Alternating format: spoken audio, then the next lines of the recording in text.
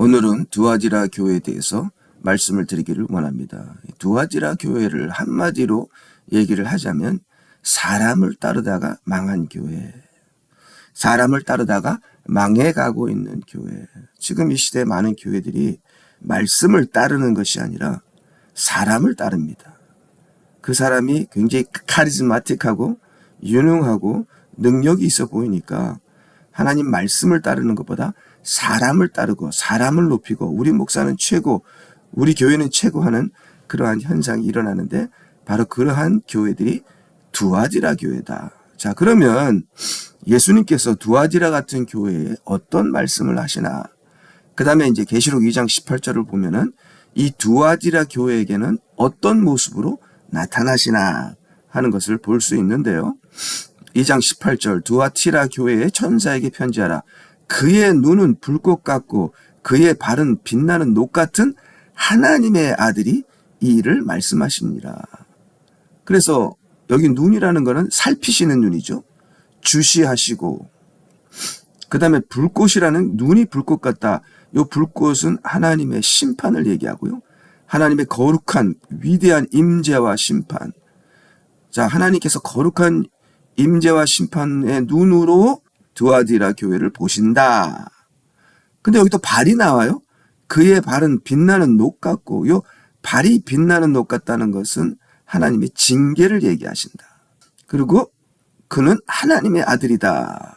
하나님의 권세로 이 모든 것을 하신다. 이렇게 자신을 설명합니다. 그래서요, 여기 보니까 왜 예수님은 자신을 두아지라 교회에 이렇게 설명하시는가? 예수님의 말씀을 따르지 않고 카리스마 리더 사람을 따르는 두아지라 교회에게 심판주로 나타나기 위해서이다. 심판주로 보이시는 것이다.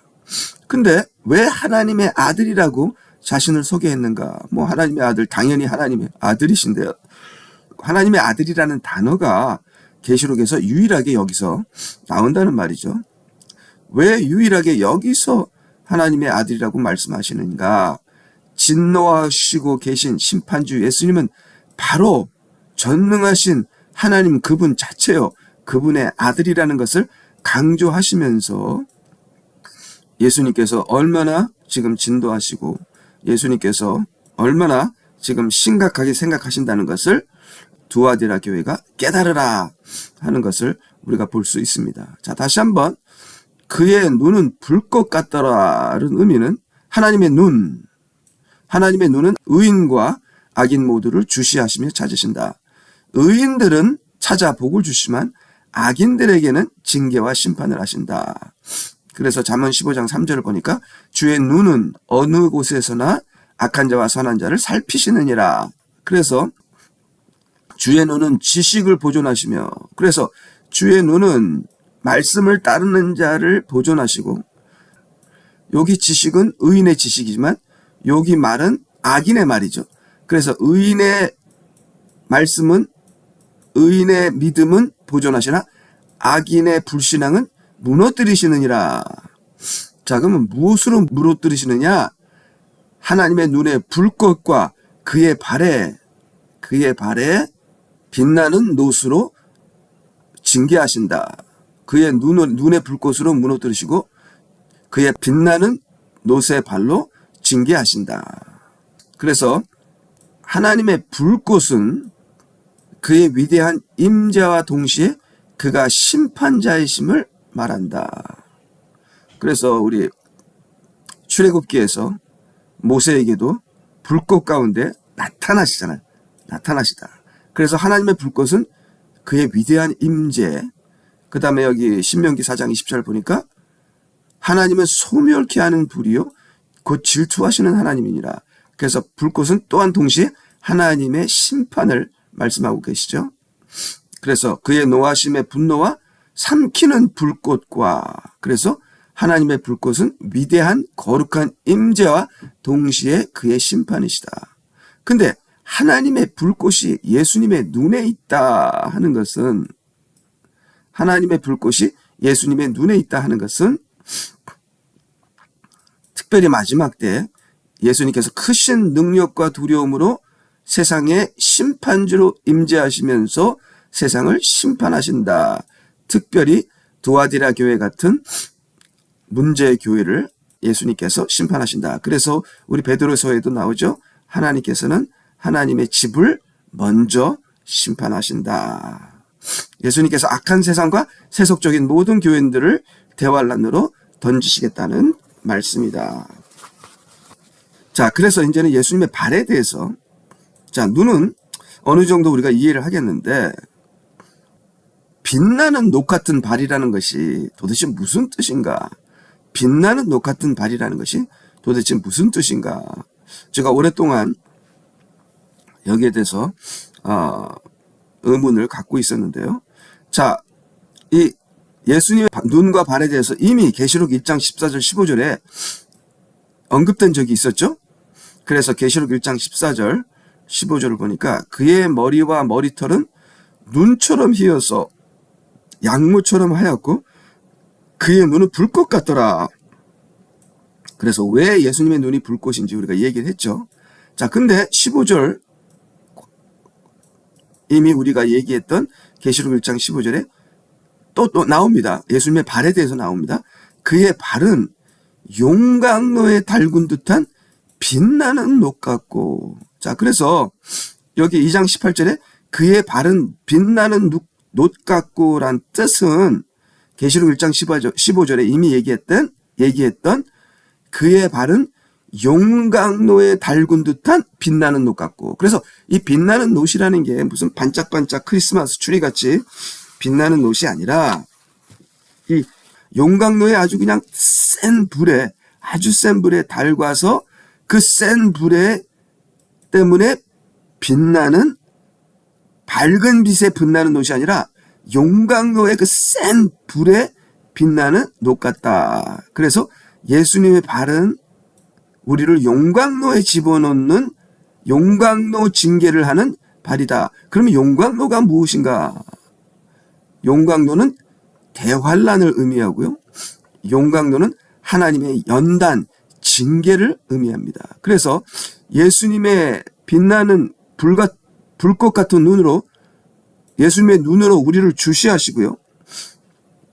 우리가 의인이든 악인이든 좋은 교회든 나쁜 교회든 이 마지막 때는요, 예수님의 불꽃 같은 눈으로 우리를 주시하시고 그의 발로, 잘못된 교회에게는 그의 발로 용광로의 연단을 교회에게 하시는데 그 용광로의 연단은 대환란이다. 물론 개인의 대환란이 있고 역사적인 대환란이 있겠죠. 이미 개인의 대환란으로 하나님의 징계를 받은 분들이 있고 또 그 징계 속에서 회개한 사람이 있고, 지금 마지막 때에 많은 교회들이 역사적인 대환란으로 들어가서, 즉 하나님의 용광로에 들어가서 하나님께서 이 용광로에 달군 듯한 그 불타는, 빛나는이라기보다는 이게 불타는 녹 같은 발로 우리를 대환란에서 징계하시고 정련하실 것이다. 그래서 우리 이사야 48장 10절에 보니까 보라, 내가 너를 정련하였으나 은과 함께 하지 아니하고 고난의 용광로에서 너를 택하였노라. 그래서 이게 하나님의 마지막 방법입니다. 교회가 회개하지 아니하고 이 시대 교회가 회개하지 않으면 대환란이라는 용광로에, 고난의 용광로에 우리를 집어넣어서 우리를 회개시키는데, 바로 그 고난의 용광로가 예수님의 용광로에 달군 듯한 빛나는 놋의 발로 우리를 짓밟으신다. 그것이 예수님의 심판주이신 예수님이 불꽃 같은 눈으로 우리를 보신 다음에 우리를 심판하시고 우리를 이 고난의 용광로에 집어넣을 것이다. 그래서 빌라델피아 교회는 고난의 용광로에 안 들어가죠. 그러나 나머지 교회들은 고난의 용광로에 들어가서 그곳에서 회개할 것이고, 그 다음에 서머나 교회는 고난의 용광로 속에서 용광로의 해를 받지 않고 사명자로서, 증거자로서 사역할 것이다. 그렇게 저는 보고 있습니다. 자, 에스겔서 22장 20절, 그들이 은과 녹과 철과 납과 주석을 용광로의 가운데로 모아 그 위에 불을 불어 넣어 녹이는 것 같이 내가 너희를 나의 성냄과 분노 속에 모아 너희를 거기에 남겨두고 녹이리라. 여러 가지 음과 녹과 납과 철과 주석, 이렇게 여러 가지 성도들이 있지만 그 성도들이 하나님의 기준에 맞지 않고 이 계시록의 문제 5교회 같은 여러 가지 현상을 보일 때 다 대환란으로 들어가게 된다. 에스겔 22장 22절 은이 용광로 가운데 녹는 것 같이 너희도 그 가운데서 그렇게 녹으리라. 저희들의 그 악한 마음과 그 딱딱한 그 스터번한 그 우리의 고집을 녹여버리리라. 뭘로요? 용광로로. 용광로가 뭐예요? 대환란으로. 그래서 앞으로 오는 7년 대환란은, 자, 7년 대환란 중에서 후반부 3년 반이 진짜 대환란이에요. 7년 대환란은 우리를 회개시켜서 우리를 구원하시는 하나님의 마지막 수단이다. 마지막 수단이다. 자, 여기서 슬피 울며 이를 가는 용광로는 지옥이 아니라 대환란이다. 그래서 이거는 제가 구원의 시간에 얘기하는 건데요. 지금 용광로 얘기가 나왔으니까 예수님께서 용광로 얘기를 많이 하시는데 많은 사람들이 이 슬피 울며 이를 가는 곳이 지옥이라고 이제 생각하고 있어요. 근데 이제 예수님께서 말씀하시는 슬피 울며 이를 가는 곳이 용광로예요. 근데 그래서 그 용광로를 저도 평생 지옥이라고 생각해 왔는데 이 용광로는 지옥이 아니라 첫 번째는 대환란이고요. 두 번째는 천국 바깥이다. 천국 바깥에서 천국을 보면서 내가 왜 그랬을까 하고 슬피 울며 이를 가는 그러한 사람들이 있을 것인데 그것이 천국 바깥으로 쫓겨나게 되는 것이다. 누가요? 제대로 믿지 않고 어리석게 믿은 사람들이 그렇게 쫓겨나는 사람들이 있게 되겠고, 또 지금 이 시대에 슬피 울며 이를 가는 곳은 대환란이 될 것이다. 거기에 대해서는 이거는 굉장히 미스테리어스한 그러한 하나님의 말씀인데요. 여기에 대해서는 질문이 있으시면 말씀해 주시고요.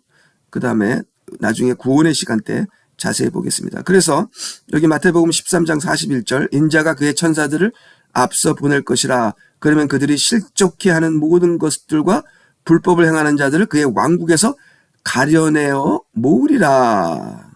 자, 이게 마지막 때죠.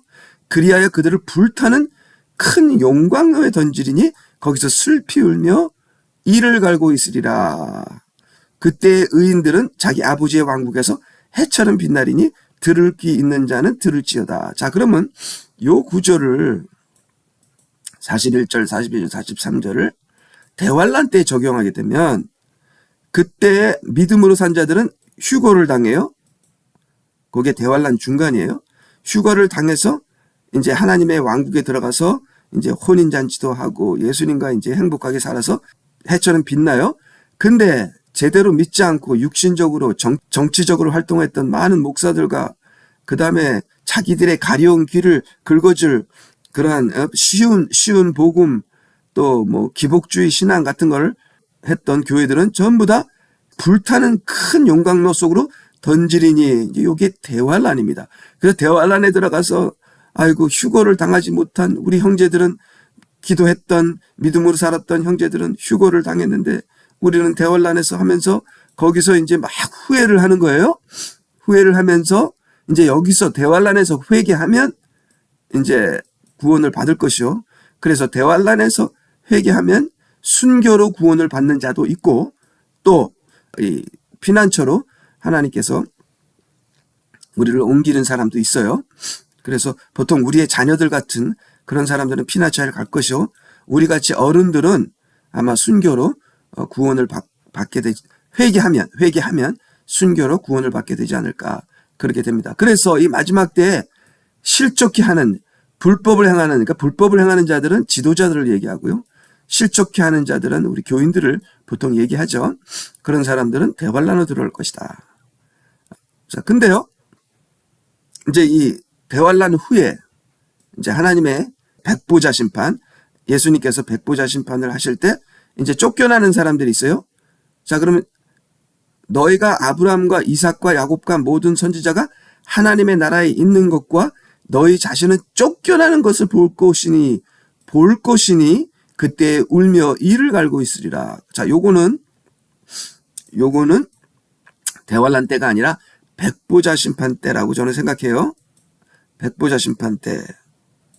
요게 굉장히 미스터리하기 때문에 제가 얘기한 그 이상의 많은 내용이 있는데 저는 제가 아는 만큼 말씀을 드립니다. 일단은 요것이 백보자 심판 때 이 일이 일어났다면, 자, 그러면 믿음으로 산 사람들은 하나님 나라에 들어가 있고 이제 실족하고 불법을 행하고 예수님을 믿었으나 제대로 육적으로 살았던 사람들은 하나님 나라 밖으로 쫓겨나는데요. 너희 자신은 쫓겨나서 아브라함과 이삭과 야곱과 의인들이 하나님의 왕국에서 빛나는 것을 밖에서 본다는 겁니다. 밖에서 본다는 겁니다. 그 밖에서 보면서 슬피 울며 이를 간다는 건데, 요것을 이제 영어로 보게 되면 이해하기가 쉬워요. There shall be weeping and gnashing of teeth when ye shall see. 자, 그러면 여기서 슬피 울며 이를 갈면서 본다는 거예요.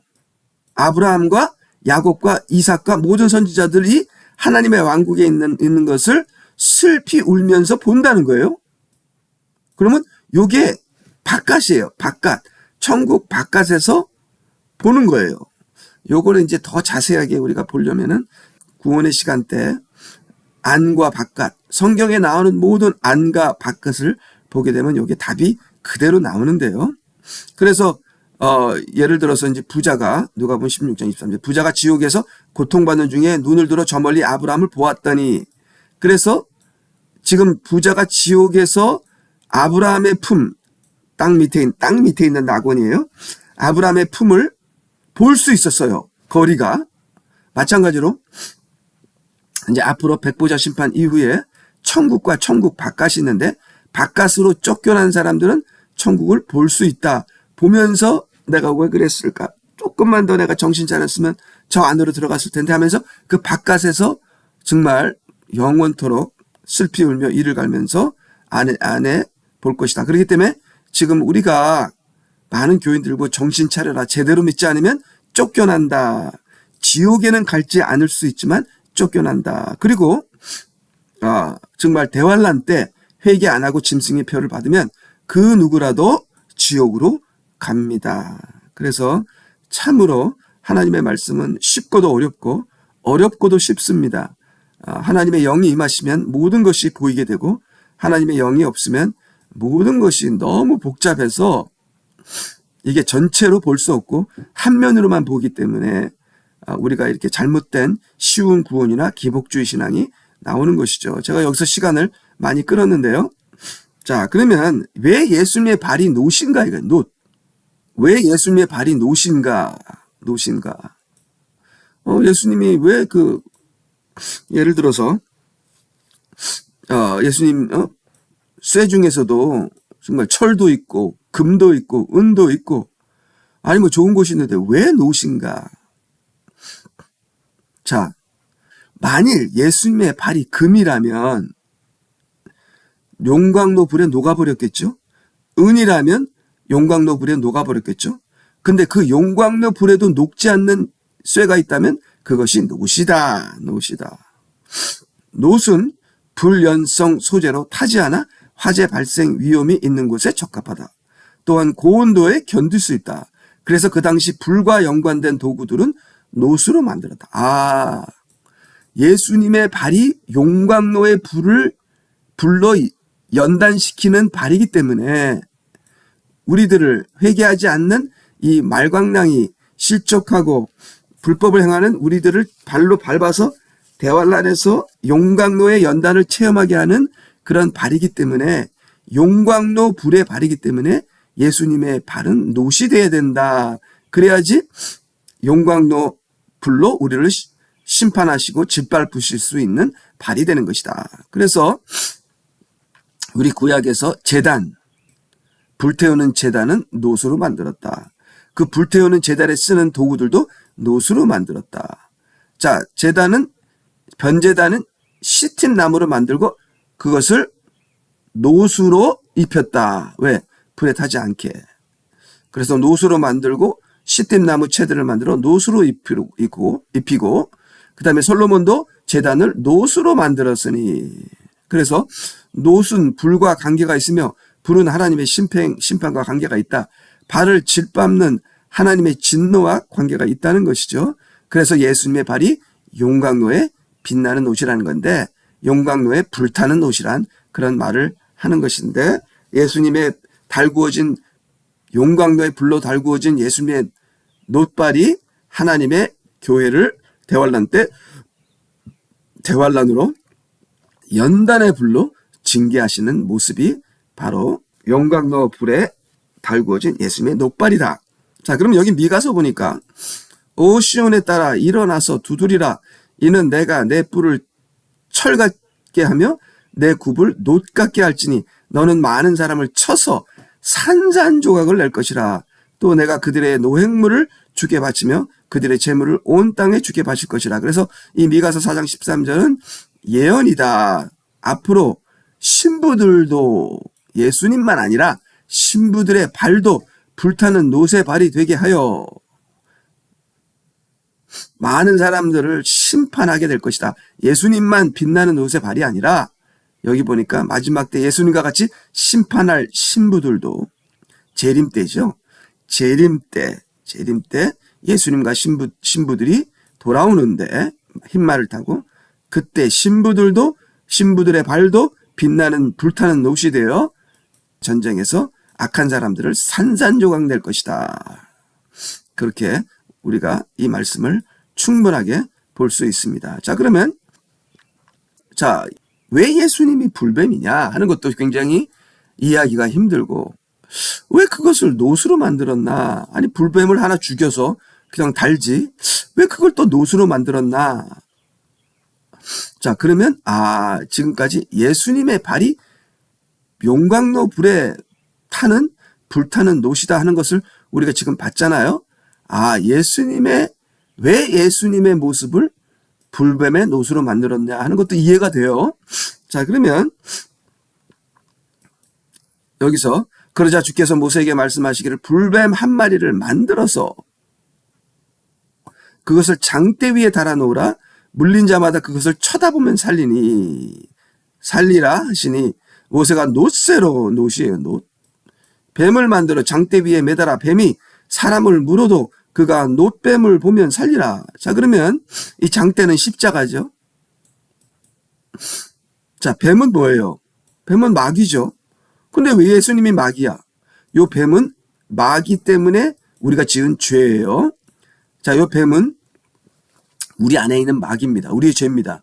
그 죄를 예수님께서 받으신 거예요. 십자가에 달릴 때, 이 장대에 달릴 때 우리의 죄를 take on 예수님께서 그거를 받으신 겁니다. 그 다음에 그게 뱀이에요. 그 다음 불은 뭐예요? 불은 하나님의 심판이에요. 그래서 우리의 죄를 받으셔서 하나님의 심판을 장대에서 받으신 거예요. 근데 그것을 놋새로 만들었어요. 놋새는 뭐예요? 하나님의 징계입니다. 우리 얘기했죠? 하나님의 불의 징계. 불의 징계가 바로 놋새죠. 그래서 불은 하나님의 심판이요. 놋은 하나님의 징계요. 불타는 징계요. 뱀은 우리의 죄다. 그래서 놋새로 만든 놋새 불뱀은 우리의 죄를 감당하셔서 십자가에서 하나님의 심판으로 하나님의 정의를 이루신 예수님이다.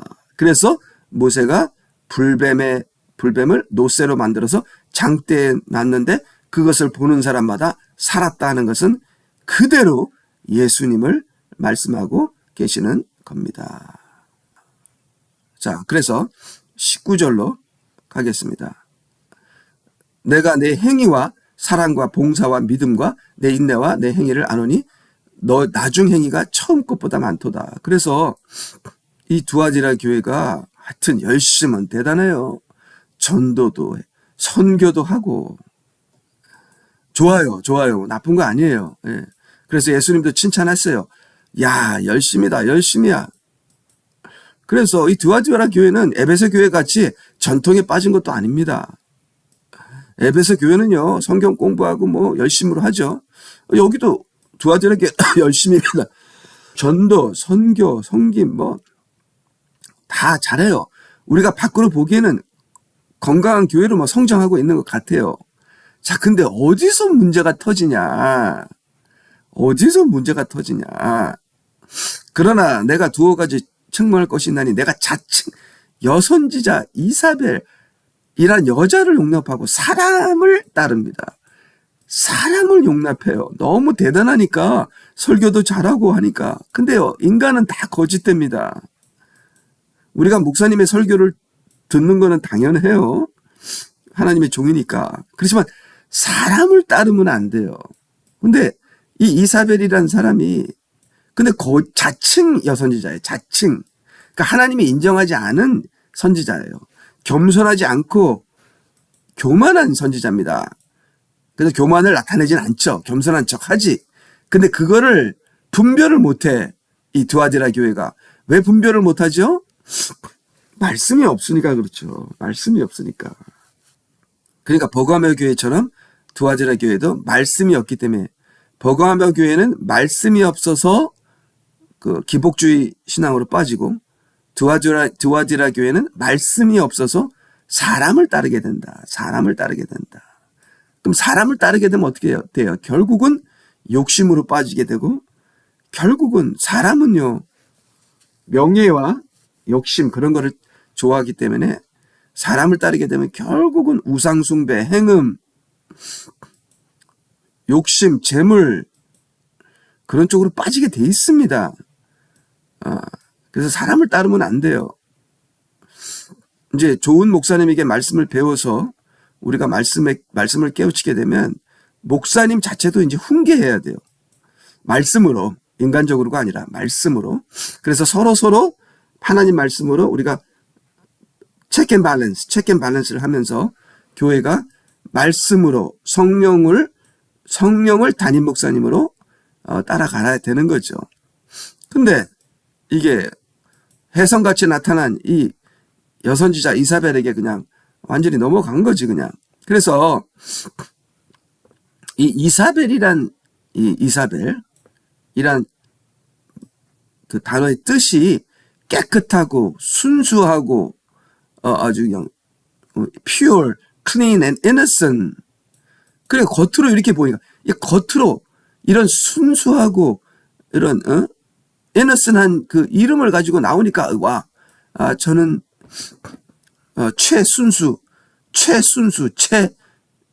최거룩이라고 합니다.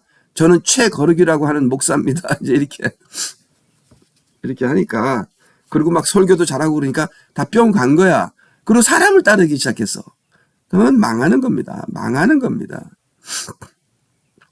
그래서 드와디라 교회가 카리스메틱한 인간 지도자에 빠져버린다.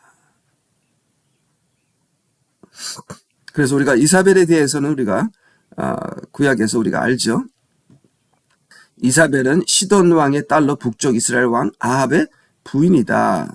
근데 그녀가 들어와서 자기 남편 아합 왕을 꼭두가시로 만들고 전 이스라엘을 다스리는 실제 권력을 장악한다. 자, 그러니까 지금 똑같아요. 자, 아합 왕은 이스라엘 왕이죠. 그럼 교회의 왕은 뭡니까? 예수님이죠.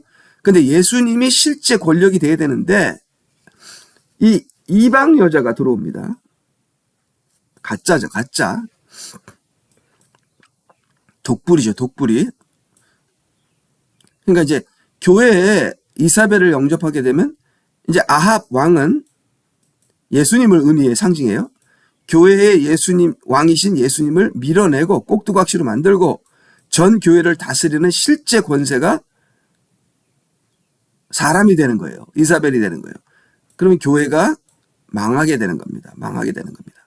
그래서 이 이사벨이 북이스라엘의 모든 여선지자를 죽이고 450명의 바알 선지자와 아세라 400명의 선지자들을 세워 온 나라로 바알 숭배를 하게 된다. 이게 사람을 따르게 되면 이러한 현상이 지금 교회에도 일어나게 된다. 이사벨처럼 지금 교회에 예수님을 밀어내고 카리스마틱한 사람이 예수님처럼 다스리는 교회들이 있다. 교회가 말씀보다 교회 리더를 따르며 그 리더의 가르침을 따른다. 그래서 특별히 한국 교회 그런 교회들이 많죠. 대형 교회 그런 교회들이 많습니다. 자, 그래서 넘어가서요. 왜 두아지라 교회가 이사벨을 응답했는가? 아까 얘기했죠. 때가 이르리니 사람들이 건전한 교리를 건지 못하고 그들이 자신의 정욕에 따라 가려운 귀를 즐겁게 해줄 선생들을 찾았다. 그러니까 말씀을 싫어하니까 교인들이 이사벨 같은 사람이 교회에 판을 치는 겁니다. 또한 그들이 그들의 귀를 진리에 돌이켜 허탄한 이야기로 돌이키리라. 예, 그래서 지금도 많은 교인들이 교회에서 신비주의와 기복주의를 가르치는 카리스마틱한 리더들을 원하고 따르고 있다. 그래서 두아디라 교회와 버가마 교회는 비슷하죠. 비슷한데 다른 관점으로 보았다. 한쪽은 기복주의를 따르는 그 교리, 이단 교리로 빠지는 게 버가마 교회. 그 다음에 두아디라 교회는 사람을 따르는 교회. 그렇게 다른 관점으로 보았다. 2장 21절. 또 내가 그녀에게 자기의 음행을 회개할 기회를 주었으나 그녀가 회개하지 아니하였도다. 그래서 회개할 기회를 줬습니다. 그래서 아무리 악한 자라도 하나님은 반드시 자기 종들을 보내 회개할 기회를 주신다. 그래서 심판대 앞에서 핑계하지 못하게 하신다. 그러므로 주의 참종들은 악한 사람들에게라도 가서 진리를 외치며 회개하라고 전해야 됩니다. 그것이 주의 종들이 하는 일이죠. 그래서 자, 사람을 따를 때 생기는 문제와 하나님의 징계. 자, 그러면 두아디라 교회는 어떤 징계를 받았는가? 요것을 우리가 다음번에 또 말씀을 드리도록 하겠습니다. 예, 다음 주에 뵙겠습니다. 안녕히 계세요.